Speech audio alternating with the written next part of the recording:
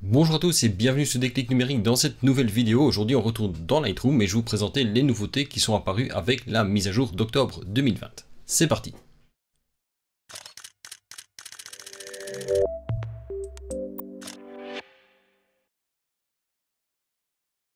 Il y a quelques jours, Lightroom Classic CC est donc passé en version 10.0, la mise à jour d'octobre 2020, et pour une fois celle-ci apporte de vraies nouveautés.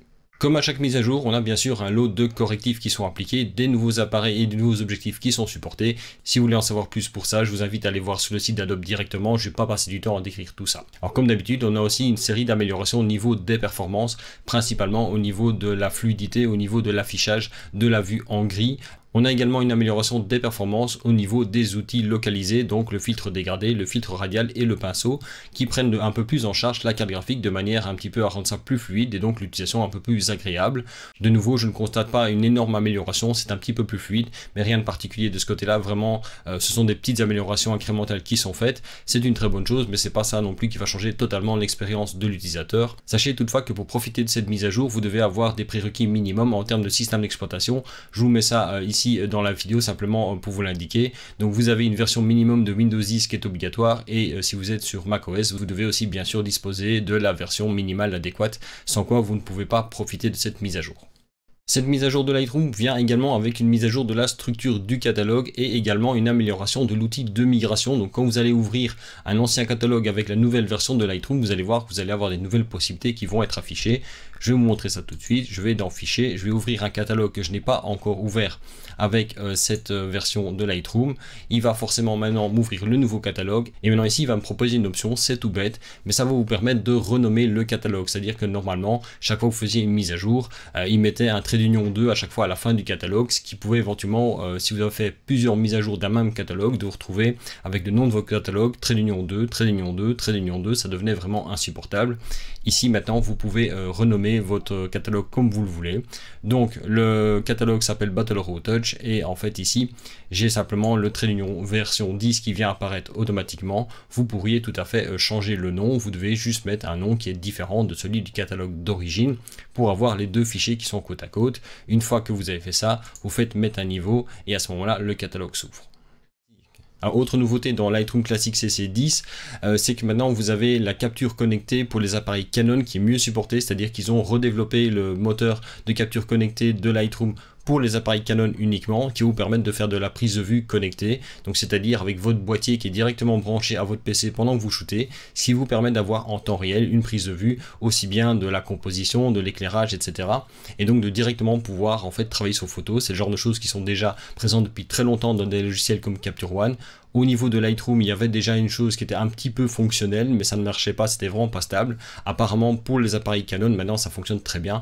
Malheureusement, pour ça, il faut disposer d'appareils Canon. Ce n'est plus mon cas, donc forcément, je ne peux pas vous le montrer, mais sachez en tout cas que si vous disposez d'un appareil Canon et que vous voulez faire du shooting connecté, Lightroom maintenant permet de le faire normalement correctement.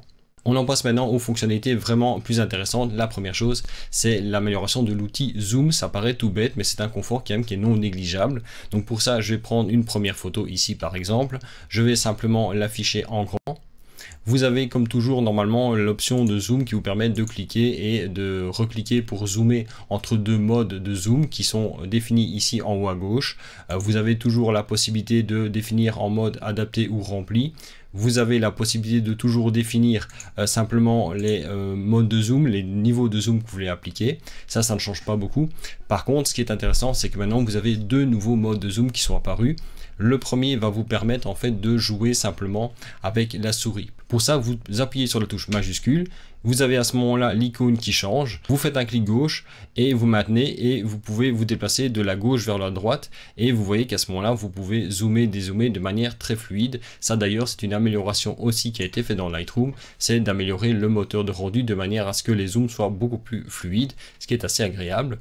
Bien sûr vous avez toujours la possibilité de cliquer, décliquer, ça ne change pas pour pouvoir avoir les zooms classiques. Donc la première chose, donc touche majuscule, cliquer et se déplacer vers la gauche ou vers la droite pour pouvoir zoomer en temps réel. Donc je le refais, majuscule, je veux par exemple zoomer sur le texte qui est ici au-dessus, je clique, je vais vers la droite, j'agrandis, je vais vers la gauche, je rétrécis. Donc ça, c'est la première méthode de zoom. L'autre méthode de zoom qui est assez pratique aussi, c'est avec la touche contrôle. Là, vous allez pouvoir définir une fenêtre sur laquelle vous voulez zoomer. Donc j'appuie sur la touche contrôle, vous voyez que le curseur change, il y a ce petit carré en pointillé qui est dessiné. Et là, je vais pouvoir dessiner une petite fenêtre et Lightroom va à ce moment-là zoomer sur la fenêtre, ce qui est assez pratique pour pouvoir aller chercher un détail. Donc, je reviens simplement en cliquant sur le fond sur la vue de départ, j'appuie sur CTRL, si je veux zoomer sur le texte, je fais une petite fenêtre autour du texte en maintenant le bouton gauche enfoncé, je lâche et à ce moment-là j'ai la zone qui est apparue en grand sur l'écran. Je veux revenir au niveau de zoom de base, je fais un clic sur le fond et c'est réglé. Donc ces deux méthodes de zoom qui sont assez pratiques, qui permettent simplement moyennant la touche majuscule ou la touche contrôle commande si vous êtes en Mac de simplement pouvoir zoomer, dézoomer sur des zones particulières. Donc ce ne sont pas des grosses améliorations, mais de nouveau c'est un confort d'utilisation qui pour moi est assez pratique pour le coup. Surtout j'aime bien ici vraiment la partie zoomer avec une fenêtre, c'est vraiment très précis. Comme ça vous pouvez directement zoomer sur la partie de la photo qui vous intéresse. On en vient maintenant à la dernière et la plus grosse amélioration de Lightroom, c'est le color grading. Lightroom intègre enfin un module qui vous permet de faire du color grading, c'est-à-dire d'appliquer des tonalités de couleurs dans les zones sombres, dans les tons moyens et dans les tons clairs. Jusqu'à présent, la seule option que vous aviez au niveau de Lightroom, c'était le virage partiel qui ne permettait de travailler que dans les zones sombres et dans les zones claires. Maintenant, on a un nouveau module qui est apparu. Et pour vous montrer comment ça va fonctionner, je vais partir sur un dégradé simplement de luminosité, ça va être beaucoup plus facile pour vous montrer. Je passe en mode développement et là maintenant vous avez à droite, vous avez color grading. Dans le panneau de base, vous avez 3 roues. Vous pouvez également aller voir de manière plus précise, c'est-à-dire que soit vous affichez les 3 roues, les ombres, les tons moyens et les hautes lumières, soit vous affichez les ombres, les tons moyens, les hautes lumières, et alors vous avez un quatrième qui est en fait une tonalité globale et je vais vous montrer tout ça directement. On va commencer par la droite parce que c'est la partie la plus simple, c'est la partie dominante de couleur. C'est une roue qui va vous permettre d'appliquer une couleur globale sur la photo, que ce soit pour corriger une dominante, soit pour en appliquer une. Donc quand vous êtes ici à droite, vous pouvez à ce moment-là activer la roue. La roue, c'est simplement une zone sur laquelle vous allez pouvoir à ce moment-là déplacer le petit cercle qui est dedans pour appliquer la couleur que vous voulez. Vous voyez que vous allez pouvoir sélectionner n'importe quelle couleur. Vous pouvez le manipuler en cliquant simplement dessus, ou alors vous pouvez également faire du drag and drop et de déplacer simplement le curseur où vous voulez.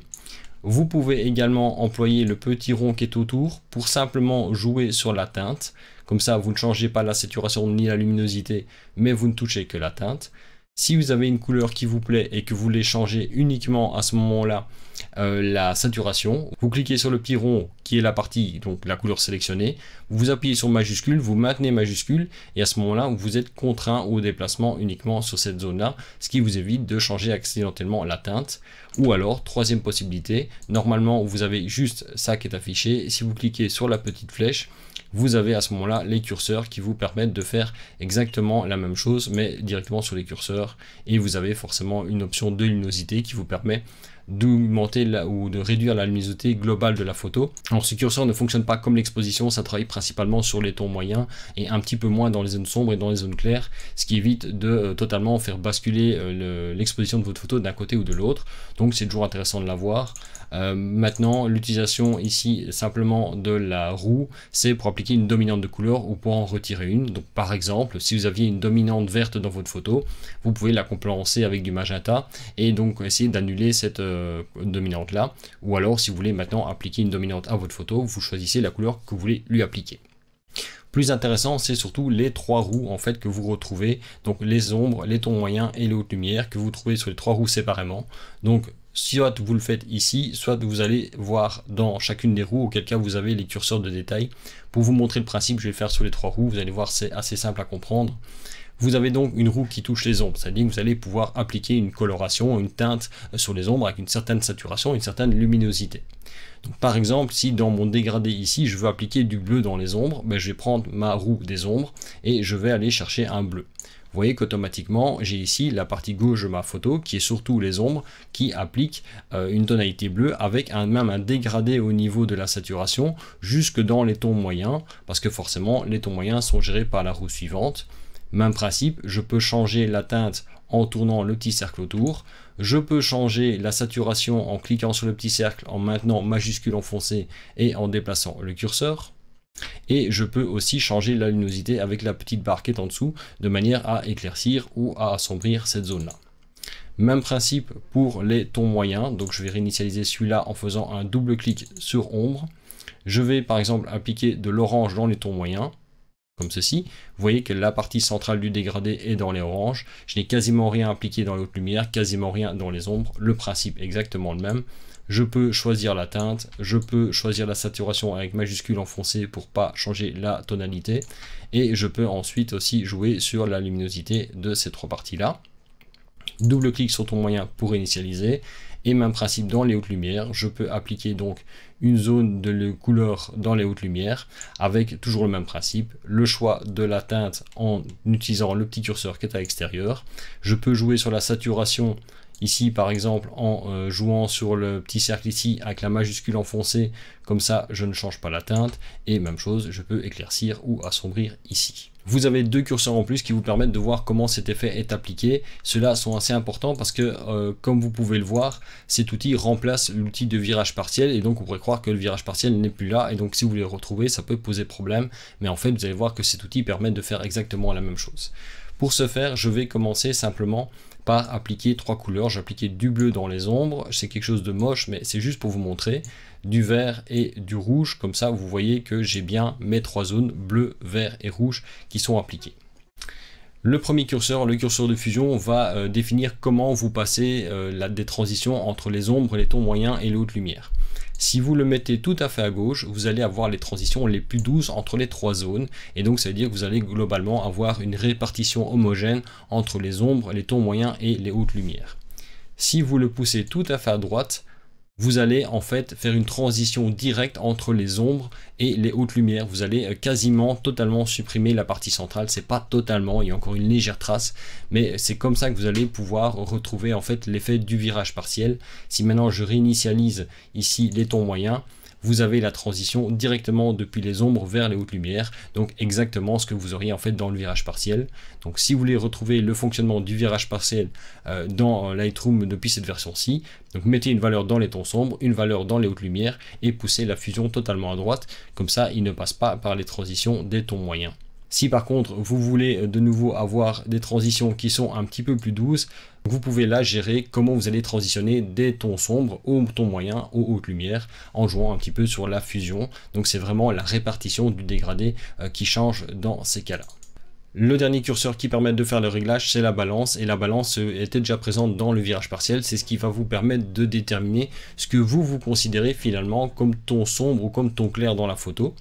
Si vous basculez vers la gauche, vous voyez que la zone bleue augmente, c'est-à-dire que vous considérez qu'une plus grande partie de la plage de luminosité sont des tons sombres. Si vous allez basculer vers la droite, c'est l'inverse. Vous allez plutôt appliquer les réglages haute lumière sur une plus grande partie de la photo en termes de luminosité.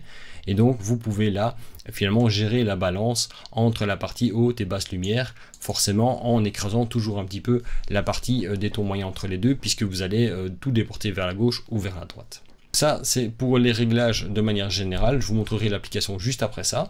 Vous pouvez éventuellement travailler de manière encore plus précise en allant voir les tons foncés, les tons moyens et les tons clairs directement au niveau des roues. Vous voyez que là, vous retrouvez les curseurs pour la teinte, pour la saturation et pour la luminosité également. Et vous avez à ce moment-là la fusion, mais attention, ça c'est pas propre à chacune des roues. Vous retrouvez en fait les curseurs de fusion et de balance qui sont globaux sur ce réglage-là, mais vous le trouvez en dessous de chacune des roues. Donc vous avez la roue des tons foncés, la roue des tons moyens et la roue des tons clairs.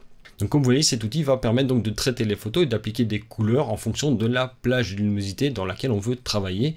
C'est quelque chose qui est hérité du monde de la vidéo, tout simplement parce que c'est quelque chose qui est présent dans tous les logiciels d'édition vidéo. On le retrouvait déjà dans pas mal de logiciels de développement, ça manquait encore dans Lightroom, il est enfin présent. Et je vais vous montrer maintenant par exemple comment l'utiliser sur une photo.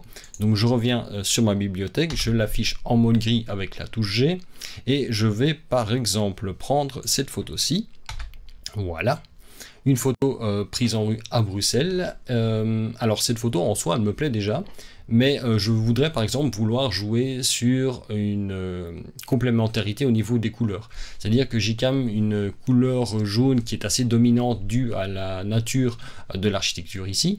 Je voudrais par exemple, pour pouvoir la mettre un peu plus en valeur, donc je voudrais mettre une couleur complémentaire dans les ombres pour notamment contraster entre la partie clair qui sera plutôt jaunâtre et la partie sombre qui devrait donc être la couleur complémentaire, c'est-à-dire plutôt dans les bleus. Pour ce faire, je vais donc ici prendre les roues et je vais prendre la roue des tons sombres, je vais le prendre en plus grand. Vous pouvez même un peu agrandir le panneau si vous voulez. Je vais aller chercher une tonalité qui pour moi me plaît, qui va donc s'opposer à la tonalité que l'on a dans les tons clairs. Je vais aller chercher quelque chose comme ceci, peut-être légèrement dans les verts. Je peux jouer sur la saturation, plus ou moins fort. Alors, faut pas exagérer non plus, sinon ça devient vite moche. Voilà, comme ceci. Je peux même éventuellement un petit peu assombrir pour augmenter un peu le contraste dans la photo, un tout petit peu. Et maintenant, ce que je dois faire, en fait, c'est renforcer la partie au niveau des tons moyens. C'est-à-dire, dans les tons moyens, amplifier un petit peu la teinte qui est dedans. Donc, je vais aller prendre au niveau des tons moyens ici. Je vais aller chercher un jaune beige, quelque chose comme ça. En fait, j'essaye de retrouver plus ou moins la couleur pour pas dénaturer la photo non plus. Donc, c'est à peu près la couleur qui est indiquée là. D'ailleurs, je peux éventuellement un petit peu augmenter la luminosité juste pour augmenter le contraste aussi. Donc maintenant, si je fais un avant-après ici, vous voyez que j'ai maintenant vraiment dans les basses lumières cette coloration un petit peu bleutée qui est apparue. Je pourrais vouloir en rajouter dans l'autre lumière, ici je n'en ai pas besoin parce que sinon ça va être un petit peu trop marqué.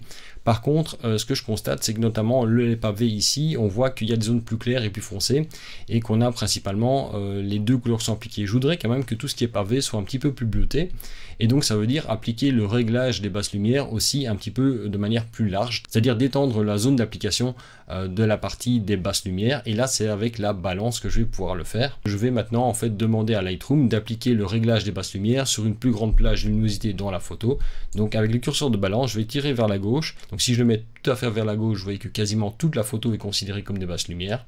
Donc je vais revenir progressivement jusqu'à une zone où en fait j'ai mes pavés en dessous qui sont bien bleutés, et le reste qui à ce moment-là est appliqué avec les tons moyens, donc plutôt orangé beige, quelque chose comme ceci, un tout petit peu, voilà. Et si maintenant je fais un avant et après, vous voyez que ici j'ai pu appliquer comme ça en fait une coloration dans les basses lumières, dans le ton moyen. J'aurais pu le faire dans les hautes lumières. Vous voyez donc que cet outil va vous permettre de travailler sur les couleurs pour être un peu créatif, ou éventuellement pour corriger des dominantes aussi. C'est pas très compliqué à utiliser, il faut un petit peu de manipuler pour prendre en main, mais c'est assez courant dans tous les logiciels de développement à l'heure actuelle et maintenant dans Lightroom aussi, donc ça c'est vraiment une très bonne chose. Voilà donc pour cette mise à jour d'octobre 2020 pour Lightroom Classic CC. J'espère que cette vidéo vous aura plu, j'espère avoir été clair dans mes explications. Si jamais vous avez des questions, n'hésitez pas à les poser dans les commentaires, ils sont là pour ça. Quoi qu'il en soit, si cette vidéo vous a plu, comme d'habitude, likez-la, commentez-la, partagez-la. N'hésitez pas à vous abonner à la chaîne et d'activer les notifications. Vous pouvez me suivre sur Facebook via le groupe et la page Facebook de Déclic Numérique, il y a le compte Twitter de Déclic Numérique et mon compte Instagram. Vous retrouvez les liens de tout ça à la fois dans la description de la vidéo, mais aussi dans la bannière de la chaîne. Et sinon, moi je vous dis à la fois prochaine pour une nouvelle vidéo sur Déclic Numérique.